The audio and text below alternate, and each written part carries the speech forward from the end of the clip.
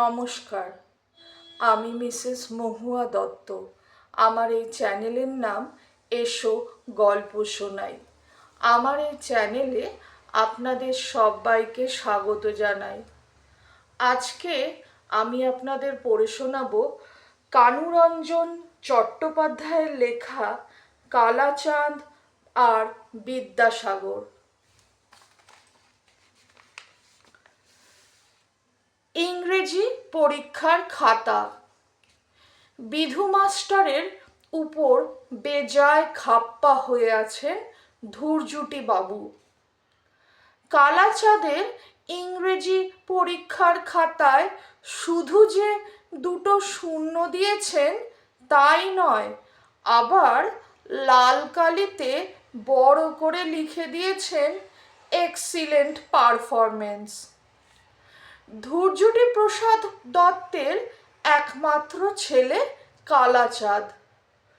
সোনপুরের কালাচাঁদ তলায় মা মরা ছেলেটাকে মাথা ন্যাড়া করিয়ে ভেবেছিলেন এই ছেলে ভালো পড়াশোনা করে দত্ত বংশের মুখ উজ্জ্বল করবে।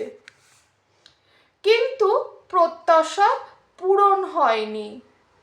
প্রত্যেকবার টেনে টুনে স্যারেদের দয়ায় পাশ করতে করতে ছেলে বংশের মুখ অমাবস্যার আকাশের মতোই কালো করে ফেলেছে। তাই আজকের পরীক্ষার খাতায় শূন্য দেখে ততটা খারাপ লাগেনি যতটা না এক্সিলেন্ট পারফরমেন্স কথাটায় লাগলো। এ যেন ঘুরিয়ে তাকেই অপমান করা। ধূর্জুটি বাবু বারান্দায় পায়চারি করতে করতে ভাবলেন এর একটা হেস্তনেস্ত করা দরকার। পরের দিনই তিনি হাজির হলেন কালাচাঁদের স্কুলে। সেই বছর চারেক আগে ছেলেকে ভর্তি করানোর সময় এসেছিলেন একবার। তারপর আর কখনো এমুখো হননি। অনেক কিছুই বদলে গেছে এতদিনে। দোতলা স্কুল বাড়িটার গায়ে কোনো এক সময় রং চেপেছিল। রোদে পুড়ে আর জলে ভিজে তা এখন খয়াটে আকার নিয়েছে। এখানে ওখানে শ্যাওলার ছোপ। স্কুলের সামনে এক চিলতে মাঠ। দুদিকে বাঁশ টাঙিয়ে গোলপোস্ট বানিয়েছে গ্রামের ছেলেরা। বিকেল হলেই দুমদাম করে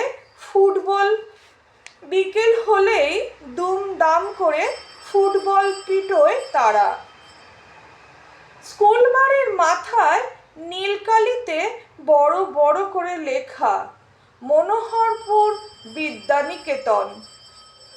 পুর শব্দটা এমনই আবছা হয়ে গেছে যে অনেক কষ্টে পড়তে হয়। ধূর্জুটি বাবু সোজা গিয়ে হাজির হলেন হেডমাস্টারের ঘরে। হেডমাস্টার মশাই গম্ভীর মুখে মিড ডে মিলের রেজিস্টার পরীক্ষা করছিলেন। ঘরে কে ঢুকলো খেয়াল করলেন না। ধূর্জুটি বাবু গলাটা একটু ঝেড়ে বললেন, আমি কালাচাঁদের বাবা, আপনার সঙ্গে কথা ছিল। হেডমাস্টার মশাই অন্যমনস্ক ছিলেন। হঠাৎ করে অচেনা গলা শুনে চমকে উঠলেন। মুখ তুলে বললেন, কি যেন বললেন? নদের চাঁদ নাকি যেন?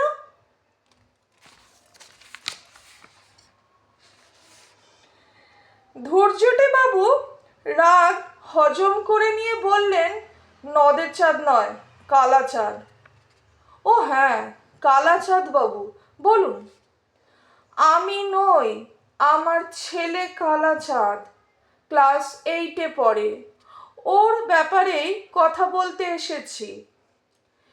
হেডমাস্টার মশাই ভাবতে লাগলেন, এই কালাচাঁদটি কে? সচরাচর দুই ধরনের ছাত্রছাত্রীদের নাম প্রধান শিক্ষকদের মনে থাকে। এক, লেখাপড়ায় প্রথম সারিতে থাকা ছাত্রছাত্রী, আর দুই, স্কুলের তথাকথিত ডানপিটেরা।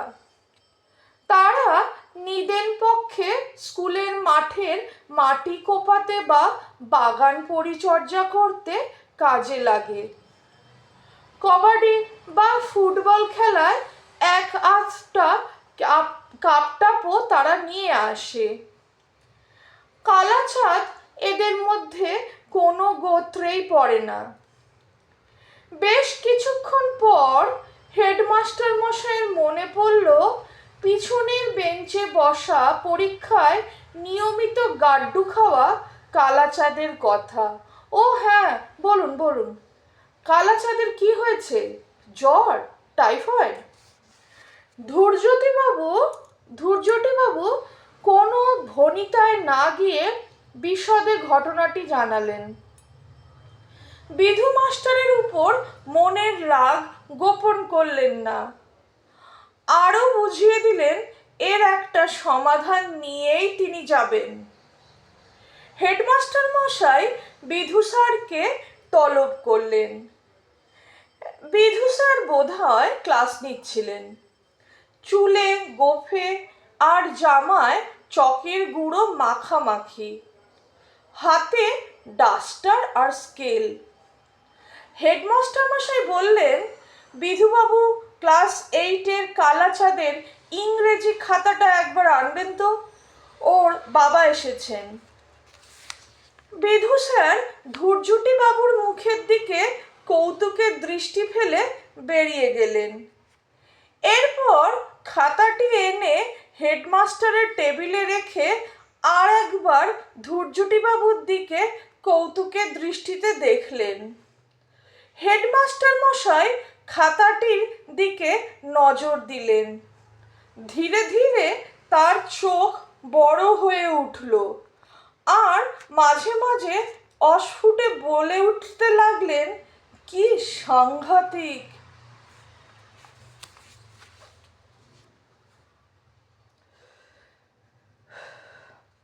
খাতা পড়া শেষ হলে তিনি টেবিল থেকে এক বোতল জল ঢক ঢক করে পান করে ধূর্যটিবাবুর দিকে তাকিয়ে বললেন, আপনি খাতাটা পড়েছেন? ধূর্যটিবাবু ঘাড় নেড়ে জানালেন তিনি পড়েননি। তাহলে দয়া করে একবার চোখ বুলিয়ে নিন। আপনার ছেলে তো জিনিয়াস। হেডমাস্টার মশাই তার দিকে খাতাটা বাড়িয়ে দিলেন। ধূর্যটিবাবু খাতা খুললেন। অল্প কিছুটা পড়ার পর তারও গা বেয়ে দর দর করে ঘাম ঝরতে লাগলো, চোখ কপালে উঠল। তারপর থম মেরে বসে পড়লেন। গুণধর ছেলে কুমড়োর ইংরেজি লিখেছে ন্যাপকিন। গরু আমাদের দুধ দেয়, এর ট্রান্সলেশন করেছে the cow milk us. Bidhu sir বললেন, ও তো কিছুই নয়। মাই ভিলেজ প্যারাগ্রাফটা একবার দেখুন। কালাচাঁদ সেখানে লিখেছে, I live in Manoharpur, my father live in Manoharpur, my grandfather and his 14 father live in Manoharpur.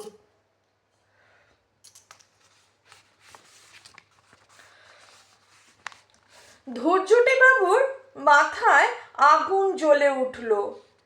তিনি খাতাটা টেবিলে ফেলে গটাগট করে ঘর থেকে বেরিয়ে এলেন। তখন স্কুলের বোধহয় কোনো ক্লাস শেষ হয়েছে। কালাচাঁদকে দেখলেন ক্লাসের দরজায় ঠেস দিয়ে দাঁড়িয়ে আছে।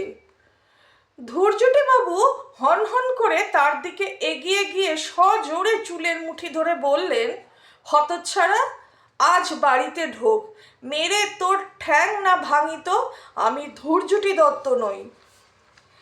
এরপর সশব্দে স্কুল থেকে বেরিয়ে গেলেন।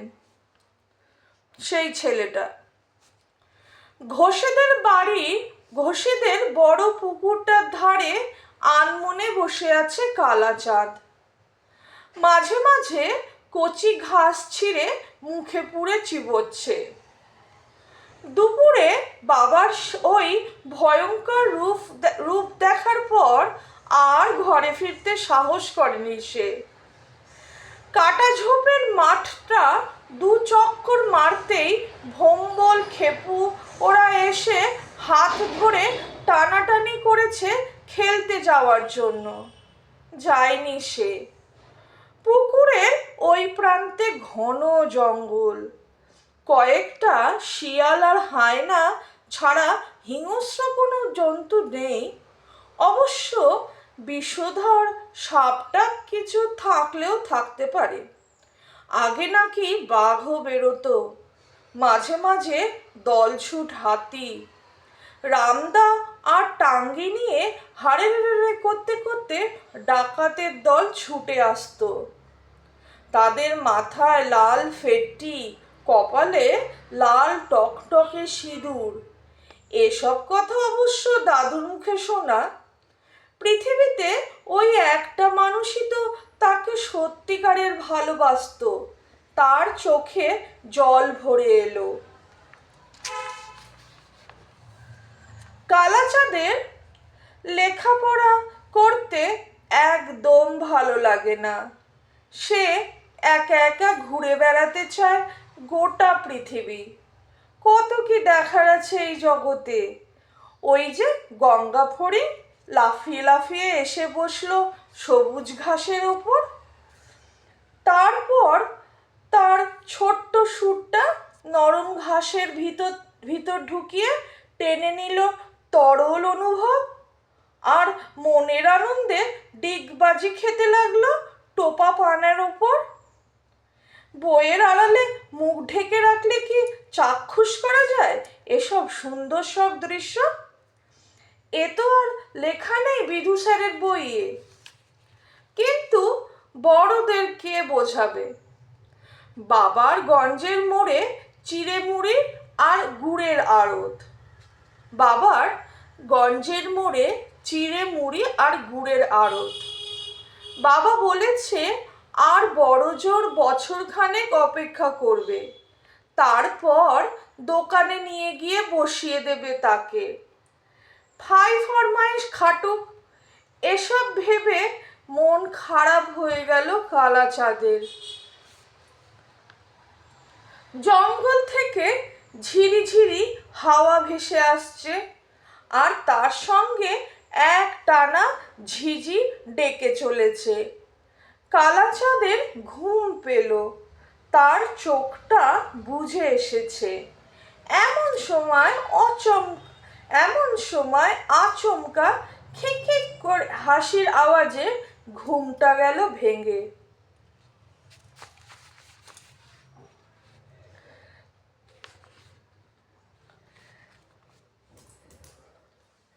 এমন বিচ্ছিরি ভাবে হাসছো কেন? কালাচাঁদ বিরক্ত হয়ে জিজ্ঞেস করলো। কিছু না, তোকে দেখে হাসি পাচ্ছে। ছেলেটা আরো জোরে হাসতে লাগলো। আচ্ছা বেয়াক্কেলে ছেলে তো। মেজাজটা বিগড়ে গেল তার। ধমকে শুয়ে বলল, আমাকে দেখে হাসার কি আছে? হাসবো না? পরীক্ষায় গোল্লা পেয়ে এইখানে বসে বসে ঝিমোচ্ছিস? ওই দিকে তোর বাবা কঞ্চি নিয়ে দরজায় দাঁড়িয়ে আছে। সর্বনাশ, এ তো ভয়ঙ্কর ছেলে। তার সব খবর রাখে। সে অবাক হয়ে বলল, আমি গোল্লা পেয়েছি তুমি কি করে জানলে? আমি সব জানি। যারা গোল্লা পায় তারা পুকুরের ধারে মন খারাপ করে বসে থাকে আর ঘাস চিবোয়।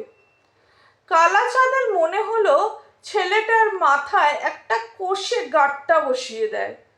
সে ব্যঙ্গ করে বলল, তুমি তো অনেক কিছু জানো দেখছি। ছেলেটা তার পাশে এসে বসলো। আমি আরো অনেক কিছু জানি। লেফটেন্যান্ট বানান জানি। নিউমোনিয়ার আগে যে পি বসে তাও জানি। দুটো এম, দুটো টি, আর দুটো মিলে যে কমিটি তৈরি হয় সেটাও জানি। কালাচাঁদের ছেলেটার প্রতি সমীহ জন্মালো, নিজের ওপর রাগও হলো। সে কেন এত কিছু জানে না? ছেলেটা তার পিঠে হাত রেখে বলল, দুঃখ পাবি না, তুইও দেখবি অনেক কিছু জানতে পারবি।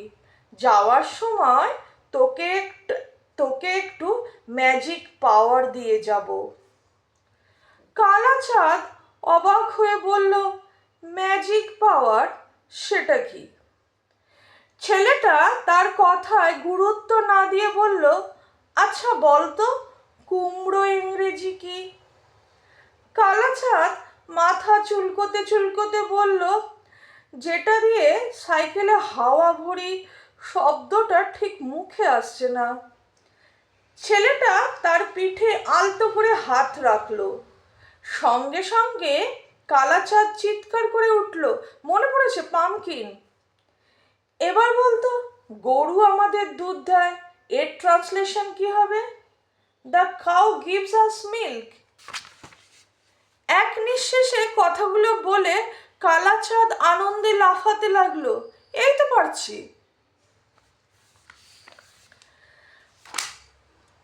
আজকে এত পর্যন্ত পড়ে শোনালাম। নেক্সট ভিডিওতে এই গল্পের শেষ অধ্যায় নিয়ে আসছি। এতক্ষণ আমার সাথে থাকার জন্য আপনাদের সবাইকে অনেক অনেক ধন্যবাদ।